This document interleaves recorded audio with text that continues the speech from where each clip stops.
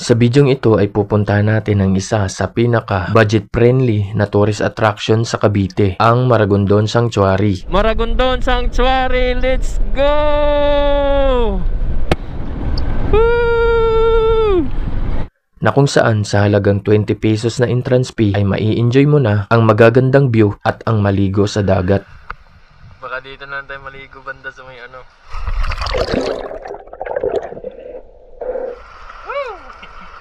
Amazing! At hindi lang yan, bago natin marating ang Maragondon Sanctuary ay may madadaanan muna tayo mga unggoy na nakatambay lang sa gilid ng kalsada. Siyempre hindi namin pinalagpas ang pagkakataon. Minto kami at binigyan sila ng pagkain. Wait lang, tumana tayo. Masarap yan.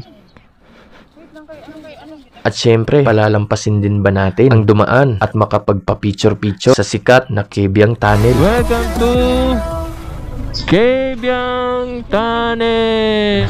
Woohoo! Kaya halina mga par at samahan kami sa aming biyahe ngayong araw. Good day mga par, kamusta? And welcome na naman para sa ating panibagong episode. So for today's vlog mga par ay magchi-chill ride tayo mga par. Bigla ang rides. At kasama ko pala ngayon si OBR. Hi ka naman sa vlog natin. So yun mga par, ang destinasyon pala natin today is sa Cavite mga par. Pupunta tayong Maragondon, Cavite mga par. Puntahan natin doon yung isa sa mga pinupuntahan ng mga lokal na turista mga par doon sa Maragondon Sanctuary. And then syempre papunta naman tayo doon. Syempre madadaanan natin yung Cabiang Tunnel mga par for the third time. Mapupuntahan natin ulit yung Cabiang Tunnel sa pangatlong beses mga par. So bago tayo mag ride out, daan muna tayo dito sa Petron and then magpapultang tayo mga par para dire-diretso na yung biyahe natin. So pagas muna tayo. XCS full tank. Okay na yan.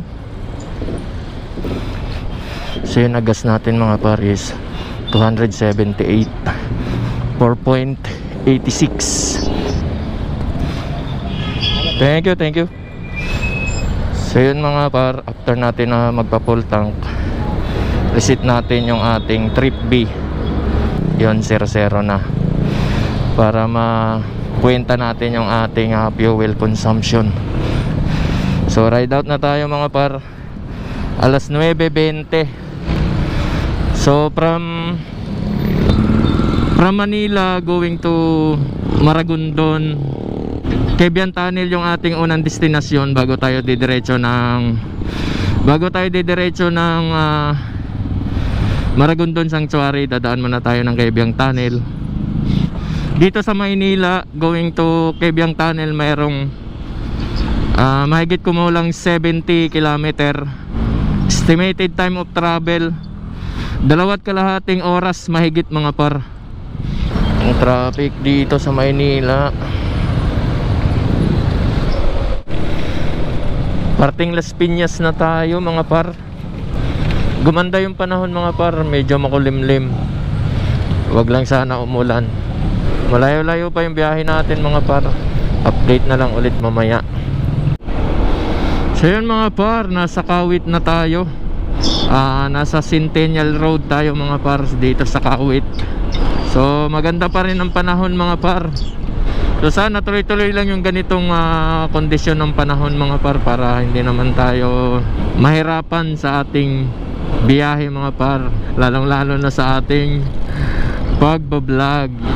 Ito nga pala yung Pure Gold Kawit. Yan o, Pure Gold Kawit.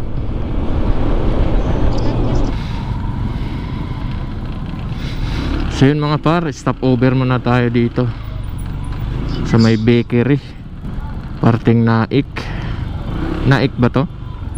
Yeah. So snack muna tayo dito mga par. Snack tayo ng tinapay.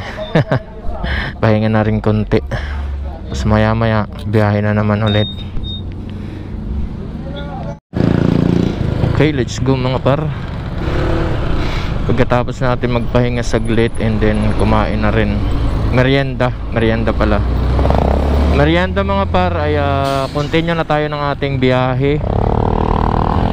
So nasa parting Naik na tayo mga par. 31 kilometer na lang par ay mararating na natin yung Kebyang Tunnel. So ano na lang, 50 minutes kung tuloy-tuloy. O yun o, Karinderya. Sama dyan. So yun mga par, may nadaanan kaming karinderya dito.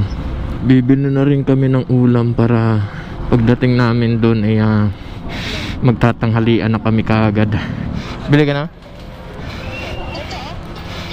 Bicol Express. Pwede rin yan. Sige. Tanong mo. Ikaw. Lagyan mo balon-balunan te. Gulay. Kalahati. Meron mang kalahati sa gulay. So yun, let's go mga par. Bumili lang kami ng ulam par sa nadaanan namin karinderya para pagdating namin doon ay diretso na kami tanghalian dahil ginugutom na yung mga person. So yun, 31 kilometer, 48 minutes. So update na lang mamaya mga par. Yun mga par, may nadaanan kaming bibingka mga par. Nagtitinda ng bibingka dito sa gilid ng kalsada. So balikan natin. And then bili tayo mga par ng bibingka nila. Mayroon ate? 10 isa. Ilan?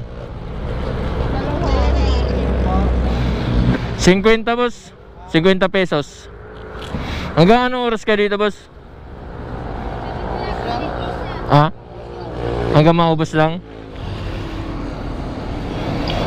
So yun mga par, 10 piso isa yung bibingka nila dito.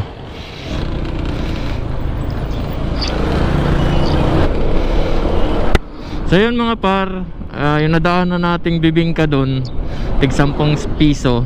Malapit lang siya dito sa tulay. Dito sa tulay ng Naik.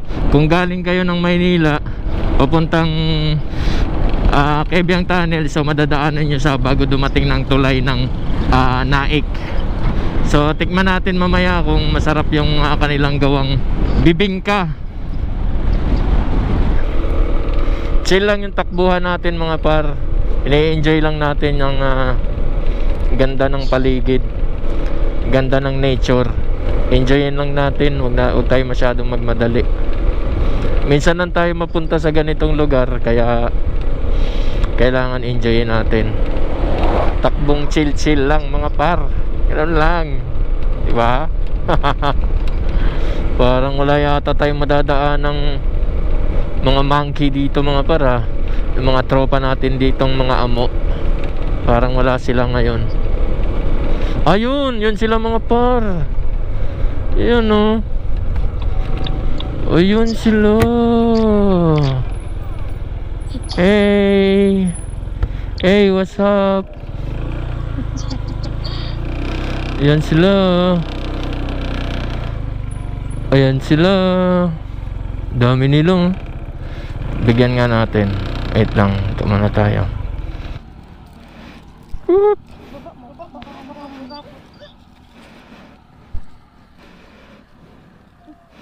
Masarap yan. Wait lang kayo, anong kita ba? Wait lang. Kayo mag-aklo ano. Papa naman, kulit. Nagagalit yung malaki. Ako na.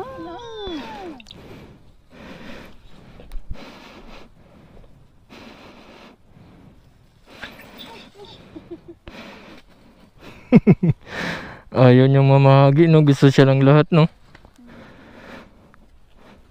Dami nila dito. Timing. Nandun yung mga Alpha Apes community. Alpha Apes community, oy. So yun mga para, may isang matapang doon, malaking unggoy. Siya yung ano doon, siga-siga. Ang damot pati, gusto niya siya lang bigyan ng pagkain. pagka hinagisan mo yung iba, inaaway niya. Kaya kailangan may technique rin yung pagbigay mo sa kanila ng pagkain. Kasi pagka paisa-isa yung bigay mo, siya ang kukuha lahat. Aangkinin niya lahat ng pagkain na tinapon mo, inagis mo. So yun, malapit na tayo mga par.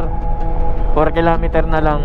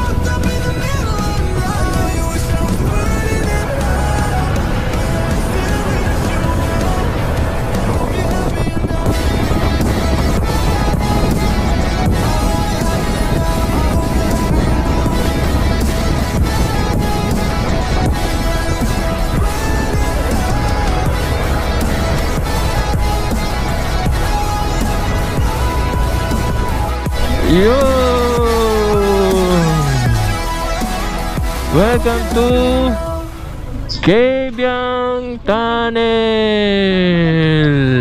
Woohoo!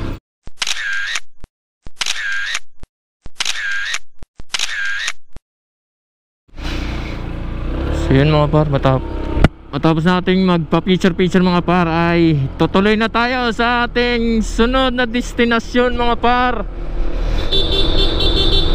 Kailan daw natin bumusina?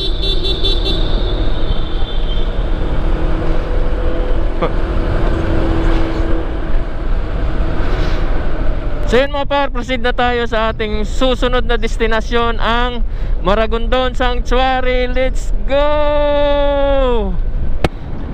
Woo! Ito ang unang view deck na madadaanan natin pagka galing tayo ng Kebyang Tunnel. Ito yung unang madadaanan, and then meron pang isa dun mga par. May madadaanan pa tayong isa doon, and then nandun na rin yung Maragondon Sanctuary mga par. Pwede ba dito? Wait lang.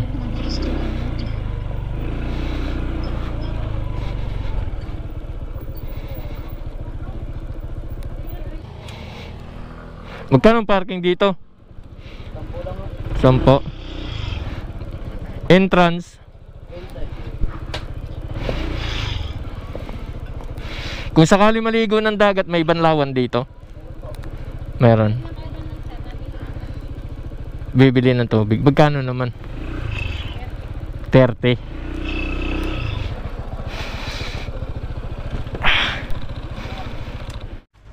So yun mga par, pababaan na tayo. So iniwan lang natin yung motor sa taas. May bayad ng parking 10 piso. Tapos entrance fee 20 per head. So yun, pababaan na kami. Puro bato dito par. Kita nyo. Yan. Puro mga batuhan.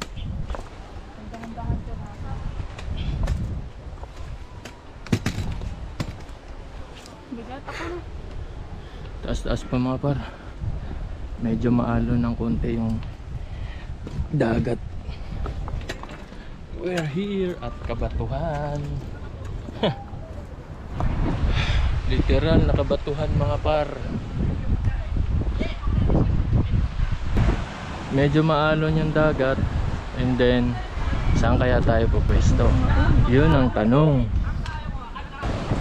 So yun, problema natin ngayon, paano tayo makakaligo dahil ganyan yung tubig.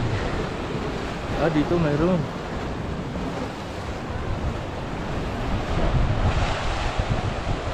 Dito mga par, makakadiskarte ka ng ligo dito.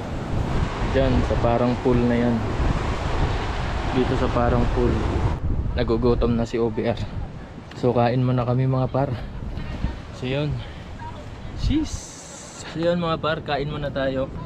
Dahil ginutom kami sa biyahe. So kain muna tayo mga par.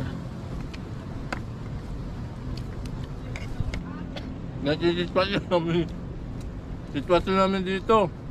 Kapag wala kang cottage na kinuha, diskarte ka na lang ng masisilungan mo para may mapwestuhan ka. Hanap ka na lang ng lugar na malilim. Tulad nito, nagtago kami sa malaking bato para lang may lilim kaming mapwestuhan. Parang nakakatakot maligo dito par.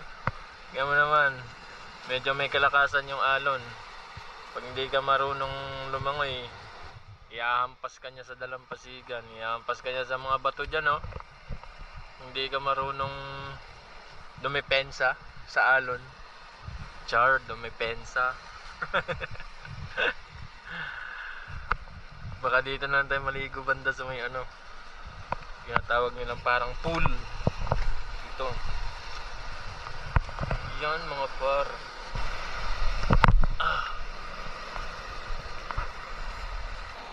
Naman yan par. Oh, kitam, niligo ka ba dyan? Huwag mo nang tangkain, baka magsisi ka lang boy.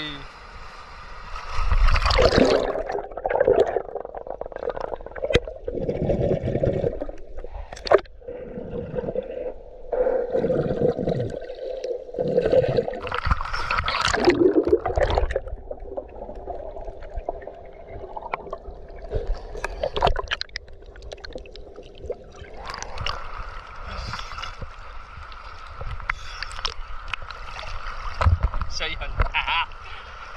Woo! Amazing! Nakakatakot. Liguan. Baka ihampas ka lang sa bato.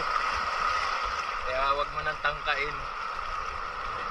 Kung hindi ka naman talaga taga-dagat. Diba? Diba par? Yes. Yes. So yun, pauwi na kami mga par. Pack up na. Pack up na, let's go. Aakyat na tayo sa matarik na kabatuhan. Challenge to. Woo.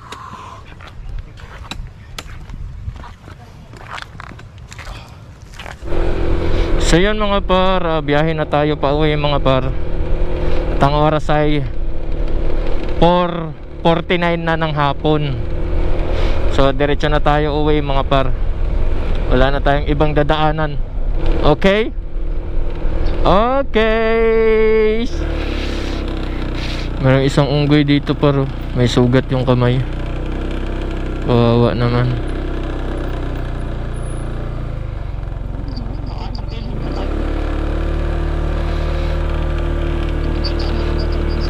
Kawawa naman yung unggoy na yun.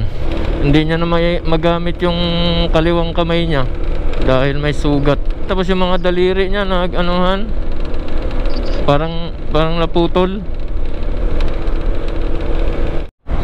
So yun mga par, time check, 5:30 na. Medyo padilim na yung kapaligiran. And then kasalukuyan pa rin kaming bumabiyahe pauwi. At nandito na kami ngayon sa parting Naik Cavite mga par. Traffic Traffic dito banda par. So yun mga par, puputulin ko na itong ating vlog. Hanggang dito na lang dahil padilim na rin mga par. So salamat sa panonood nyo. Nag-enjoy din naman tayo kahit papano.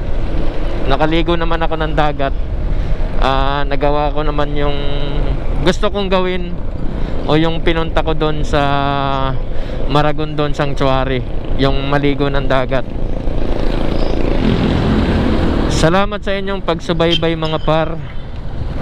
Kita-kits sa susunod nating vlog mga par. Ride safe. Cheese. Baboos. Babay ka na sa vlog natin, oh.